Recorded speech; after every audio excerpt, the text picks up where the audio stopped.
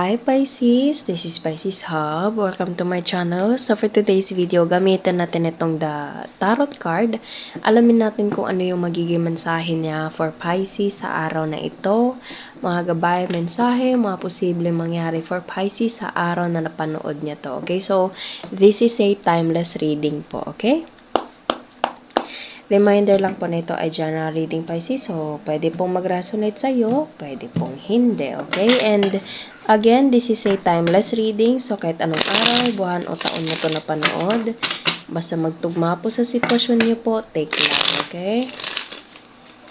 And, wala po tayong gender specific, babae, lalaki, LGBT man, ay pwede po sa masculine and feminine po. Okay? Kahit kaninong gender, mag-resonate, take lang, okay? So, ano po yung mga posibleng mangyari for Pisces sa araw na napanood niya to? Mga gabay, mensahe para kay Pisces sa araw. The High Priestess, intuition, gut feeling, thinking. Oh, you're thinking about something, Pisces. Okay, malaliman yung pag-iisip mo. Okay, or there is someone na you're dealing with na pwedeng nag-iisip. Or something like you're waiting, you're thinking, you're using your emotion, your intuition, your mindset na meron kang ininvest, meron kang something na pinapahalagahan and tinitingnan mo kung ano yung mga posibleng mangyari, ano pa yung kailangan gawin. Okay, may mga ganun po. So, it's all about thinking and intuition. Okay? So, ano po ito? Oh, the Hermit. So, pwedeng ito ay mostly parang kinikip mo siya sa sarili mo, Pisces, or there is someone na nag-iisip sa'yo. Pwedeng another Pisces or another Earth sign, specifically Virgo, okay? Or other Earth sign, Taurus, Virgo, Capricorn. And parang pwede ding hinahanap mo yung right decision, Pisces. Kasi meron kang iniisip or there is someone na nag-iisip and tinitingnan niya yung lahat ng possibilities or kung ano yung lesson, kung ano yung outcome, okay? Pwedeng ito ay sa pera, sa trabaho na meron kang malalimang iniisip. I don't know, hindi ko ma-specific kung ano po yun. Basta merong pag-iisip, okay? Kung hindi man to trabaho, there's something na in-invest mo. Pwedeng sa love, pwedeng sa relationship, pwedeng sa friendship, or anything na nag-invest ka, or there is someone na nag-invest, and tinitingnan kung ano pa yung dapat gawin. Okay? So, it's like more on iniisip, and also kinikip sa sarili muna. Okay, so, ano po ito? Ano pa po yung mga posibleng mangyari? Ano itong pag-iisip na ito?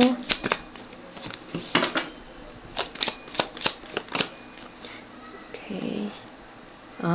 So mostly parang tinitingnan mo yung isang bagay, Pisces, tinitingnan mo kung ano yung nararapat, okay? Kasi medyo madilim. Lalo na't meron tayo ditong the Hermit and meron tayo ditong the Moon. So, pwedeng you're dealing with strongly another Pisces, okay? Or kung hindi naman, pwedeng other sign, okay?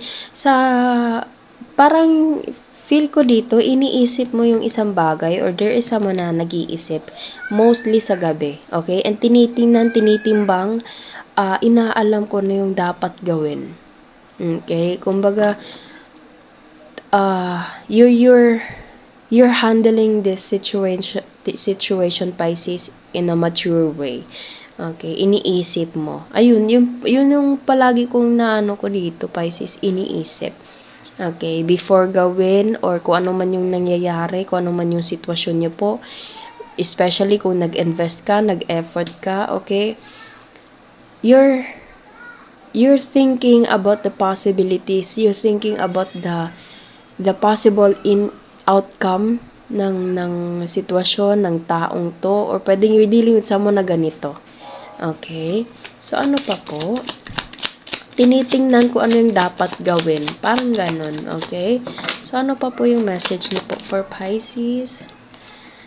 Five of Pentacles. Okay, so it's like parang you're in a situation or you're dealing with someone na parang you feel like left alone, okay? Or kung hindi naman left alone, parang medyo meron lang shortcomings, pagkukulang, okay? Or feel mo you're lonely because eto mostly yung color natin dito is dark. So, pwedeng ganito yung nararamdaman mo, Pisces, or you're dealing with someone na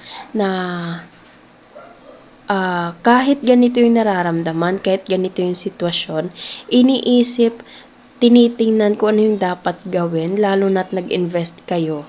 Okay? Nag-invest kayo ng time, ng effort, ng emotion, okay? Or you're dealing with someone na tinitingnan, tinitimbang, and tinitingnan yung magandang side para, alam mo yun, para malaman kung ano yung dapat gawin. Okay, so ang reading natin ngayon is obviously thinking the possibilities or using the intuition, using the kumbaga parang ano ba, nakalimutan ko tuloy yung sasabihin ko. Basta gagamitin yung intuition and at the same time, inaalam kung ano yung dapat gawin. Especially kung ganito yung nararamdaman nyo. Okay? So, parang nasasayangan kasi meron ng investment, meron ng effort, meron ng, alam mo yun, na-invest ng mga oras, pera, panahon, effort, okay? And hindi mo basta-bastang iiwan to or there is someone na hindi basta-bastang bibitaw, okay? Kahit ganito na, kahit mahirap na yung sitwasyon, okay? So, sige pa. Oh, there's a Knight of Cups. There's something na good news na darating after all of this brainstorming. Ganito yung ano ko dito eh. Ganito yung na ano dito na parang brainstorming, using intuition, and yung kung ano man yung magiging outcome, kung ano man yung magiging decision is para siyang good news, Pisces. Okay? Para siyang ikakabuti sa lahat.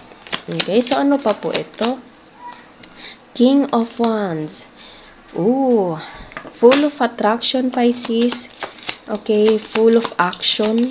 Ganito yung naano ko dito. Ayan. And this person or you wants a new beginning. Wants a new beginning. After niyang magmuni-muni or after mong magmuni-muni, Pisces, this person will take an action. Okay? With this person will, or you, or will do an decision making and gagawin yung action agad-agad. Kasi meron tayo ditong the Fool and King of Wands. King of Wands is like attraction, okay, action, something like, alam mo yun, gagawin talaga, parang mabilisan. Okay, so kung ano man yung decision na gagawin ng King of Wands or the Hermit dito or si the Pisces dito, kung sino man yung mag-make ng decision, gagawin niya yung decision na yun agad-agad. Kasi meron tayo ditong the Fool. Okay, so ano pa po?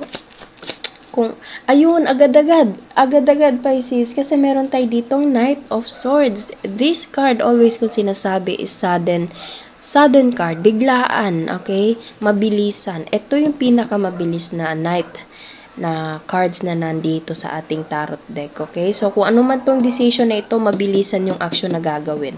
After all of this brainstorming, after all of this thinking, okay, tinitingnan, tinitimbang, okay, kung ano man yun, after nun, may decision na gagawin na ganun, mabilisan, okay? Bottom of the deck is Ace of Swords.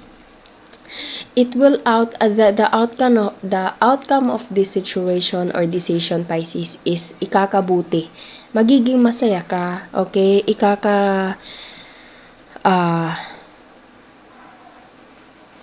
Ikaka-benefit ng lahat. Okay? Kasi meron tayo ditong sword and meron tayo ditong crown. Okay? Crown is all about victory, success. Okay? And sword also is mostly parang intellectual. Decision making, sinabi ko kanina dito. Or something like merong action na gagawin. And the action will be your advantage, Pisces. Okay? For the both of you or kung sino man ito. Pwedeng ito ay sa trabaho po kasi meron tayo ditong coins, okay? Or kung hindi naman, pwedeng ito ay some person na dinidil mo, pwedeng sa love, okay, na gusto niyang gawin, kung ano man yung decision na gagawin niya agad-agad or ikaw. Okay, so pwede ding sa trabaho, sa pagkakaibigan, sa family member, kung sino man ito. Okay, and it will be